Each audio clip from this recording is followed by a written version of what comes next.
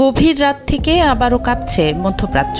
মার্কিন বাহিনীর দফায় দফায় চালানো ক্ষেপণাস্ত্র হামলায় আকাশ কাঁপিয়ে তীব্র বিস্ফোরণ ঘটেছে ইরানের বুক জুড়ে। তবে তেহরানও দমে যায়নি। কয়েক ঘন্টার ব্যবধানেই তারা পাল্টা আঘাত হেনেছে বাহরাইনে অবস্থিত মার্কিন নৌঘাঁটিতে। ইরানের হাত থেকে রেহাই পায়নি জর্ডানের আল আজরাক ঘাঁটিও, এমনকি সাইরেন বেজে উঠেছে কুয়েতেও। চিরবৈরী দুই পরাশক্তির এই সরাসরি যুদ্ধংদেহী অবস্থান পুরো অঞ্চলকে এক জ্বলন্ত বারুদের স্তূপে পরিণত করেছে। কাতার ভিত্তিক সংবাদ মাধ্যম আল জাজিরার এক প্রতিবেদনে এ তথ্য জানানো হয়।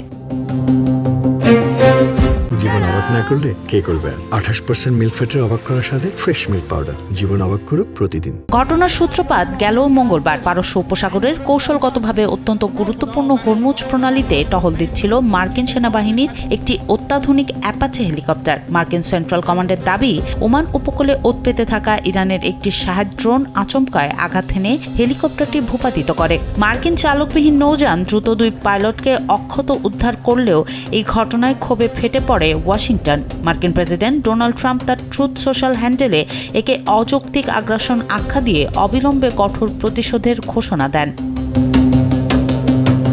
প্রেসিডেন্টের সবুজ সংকেত মিলতেই বুধবার রাত 1:30 থেকে ভোর 4:30 পর্যন্ত ইরানের বিভিন্ন সামরিক স্থাপনায় ধারাবাহিক মিসাইল হামলা চালায় মার্কিন বাহিনী। আল জাজিরার তথ্য মতে কৌশলগত দ্বীপ কেশম, জাস্ক, সিরিক ও বন্দর আব্বাসে দফায় দফায় অন্তত 6টি বড় ধরনের বিস্ফোরণ ঘটে। হামলায় সিরিকের একটি টেলিযোগাযোগ টাওয়ার ও 2টি পানির ট্যাঙ্ক ধ্বংস হয়ে গেছে। পেন্টাগন একে আত্মরক্ষামূলক ও সমানুপাতিক জবাব বলে দাবি করলেও তেহরানের চোখে এটি ছিল সরাসরি মার্কিন ইসরায়েলি আগ্রাসন।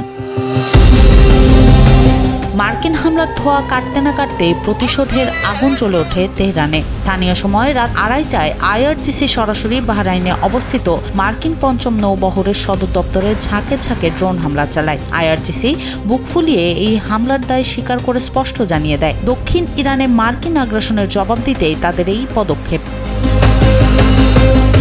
ইরানের এই আকস্মিক ড্রোন হামলার পরপরই তীব্র আতঙ্ক ছড়িয়ে পড়ে বাহরাইনে। মাঝরাতে দেশ জুড়ে বেজে ওঠে বিমান হামলার সতর্কতা সূচক সাইরেন। বাহরাইনের স্বরাষ্ট্র মন্ত্রণালয় সামাজিক যোগাযোগ মাধ্যম এক্সে জরুরি বার্তা জারি করে নাগরিকদের শান্ত থাকার এবং দ্রুত নিকটবর্তী নিরাপদ আশ্রয়ে যাওয়ার নির্দেশ দেয়। এই সরাসরি সংঘাতের ফলে ইরান ও ইসরায়েলের মধ্যকার চলমান আঞ্চলিক যুদ্ধ এখন এক বহুমাত্রিক রূপ নিল। ইরানের পররাষ্ট্রমন্ত্রী আব্বাস আরাকচি ওয়াশিংটনকে চরম হুঁশিয়ারি দিয়ে বলেছেন, নিরাপদে থাকতে চাইলে আমাদের অঞ্চল ছেড়ে চলে যান। পারস্য উপসাগরের ইতিহাসে অনুপ্রবেশকারীদের করুণ পরিণতির অনেক অধ্যায় রয়েছে। সদ্য শুরু হওয়া ভঙ্গুর যুদ্ধবিরতির মাঝেই এই সংঘাত বিশ্ব অর্থনীতিতে বড় ধাক্কা দিয়েছে। লাফিয়ে বাড়ছে জ্বালানি ও নিত্যপণ্যের দাম। কূটনীতির দরজা খোলা থাকলেও অবিশ্বাসের এই আগুনে মধ্যপ্রাচ্য এখন এক জ্বলন্ত বারুদ। সনম সিদ্দিকী, কালবেলা।